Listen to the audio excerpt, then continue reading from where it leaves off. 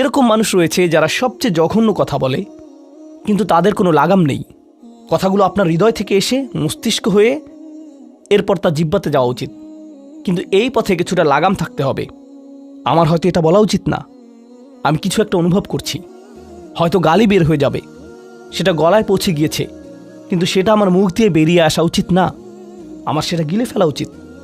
কিন্তু কিছু মানুষ রয়েছে, তাদের মাথায় যা আসে তাই বলে ফেলে। কারোর সাথে আপনার 6 মাস পরে দেখা হলো কোনো একটা পার্টিতে, ঈদের সময় অথবা অন্য কোথাও, হে আসসালামু আলাইকুম, আপনি তো মোটা হয়ে গেছেন, সবার সামনেই। এটা কেমন কথা? আপনি এটা মনে মনে আনতে পারেন আর নিজের মনে মনে মাশা আল্লাহ বলতে পারেন, কিন্তু সবার সামনে কেন আপনাকে এই কথা বলতে হবে? হেই, তুমি তো কয়েক বছর আগে পড়ালেখা ছেড়ে দিয়েছিলে, এখনো পাস করনি, এখনো ফেইল অবস্থাতেই আছো। মানুষ আপনাকে এরকম কথা বলে আর এটা আপনাকে রাগান্বিত করে। এই অবস্থায় কি করবেন? আল্লাহ বলেছেন এটা আপনার মনের বিনয় প্রকাশের অংশ। এভাবেই আল্লাহ আমাদের বিনয় যাচাই করবেন। আর প্রসঙ্গক্রমে তারাই হয়ে থাকে আমাদের সবচেয়ে কাছের মানুষ, যার অর্থ আপনি এই ধরনের পরিস্থিতিতে বারবার বারবার বারবার পড়বেন। কিভাবে এটা থেকে বেরিয়ে আসবেন?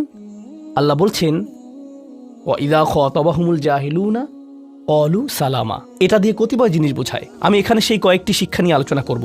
যখন এমনটা ঘটবে, আপনার তাৎক্ষণিক প্রতিক্রিয়া হবে শান্তি, ক্বালু সালামা। এটা দ্বারা বিদায়ও বোঝাতে পারে। আপনি বলবেন সালাম, আমি আর এই আলোচনা চালিয়ে যেতে চাই না, আমি সম্মানজনকভাবে আপনাকে বিদায় জানাবো। ও দাঁড়ান, আমার তো একটা মিটিং আছে।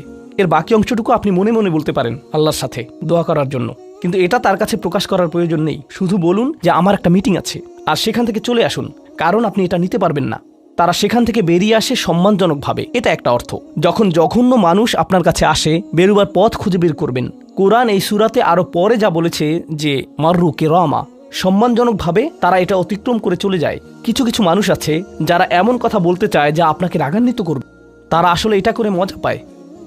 তারা কথা বলবে শুধু আপনাকে উত্তেজিত করার জন্য। আর তাদের কেউ কেউ জানে যে ঠিক কি বলতে হবে, কারণ তারা আপনার সাথে আগেও কথা বলেছে। আর তারা জানে যে কোন জিনিস আপনাকে রাগিয়ে তুলে, তাই তারা জানে যে কোন বাটনটি প্রেস করতে হবে আর কিভাবে আপনাকে বিরক্ত করতে হবে। আপনি বসে আছেন, আমি উত্তেজিত হব না, আমি উত্তেজিত হব না, আমি উত্তেজিত হব না, কিন্তু তার কথা শুনে আপনি বিশাল দানবে পরিণত হয়ে গেলেন, যার ফলে সব ধ্বংস হয়ে যাবে। আর সেই ক্ষেত্রে আপনাকে আগে এটা রোধ করতে হবে।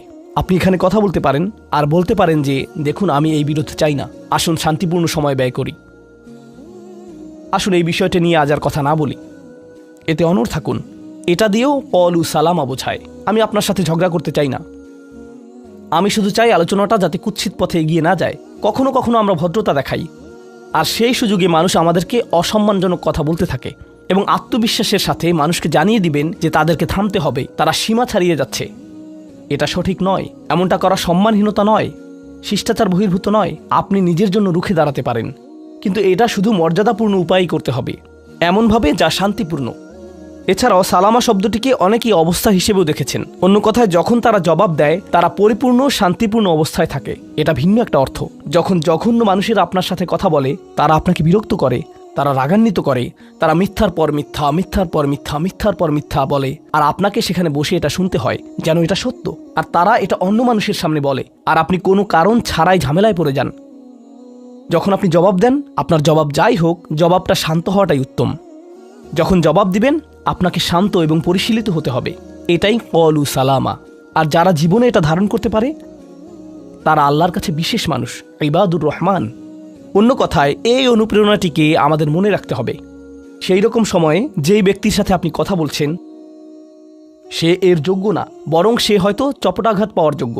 আপনাদের কেউ কেউ হয়তো প্রতিউত্তর দেয়ায় খুবই পারদর্শী, কেউ হয়তো আপনাকে বিদ্রুপাত্মক কিছু বলছে, আপনি তাকে কথা দিয়ে পিষে ফেলতে পারবেন। ও মাই গড, আপনার মাথায় যে জবাবগুলো আসে, তালিকা করা একাধিক জবাব, আমি কি এ বি সি বলবো নাকি উপরের সবগুলো একসাথে বলবো, আপনার মাথায় এটা চলছে।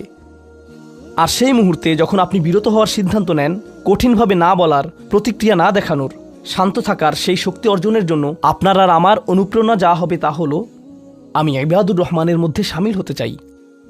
আমি ভুলে যাব যে আমি এই অপ্রীতিকর কথোপকথনে রয়েছি, কারণ এখনই আমি আল্লাহর সংস্পর্শে রয়েছি, আর তার বিশেষ রহমত আমার উপর বর্ষিত হচ্ছে। সেই জন্যই তিনি আমাকে এই পরিস্থিতিতে ফেলেছেন, যাতে আমি তার নৈকট্য অর্জন করতে পারি। এটা আসলে একটা আশীর্বাদ। এই অপ্রীতিকর সঙ্গগুলো আসলে একটা আশীর্বাদ, যাতে আমি তার নৈকট্য পেতে পারি। সুবহান।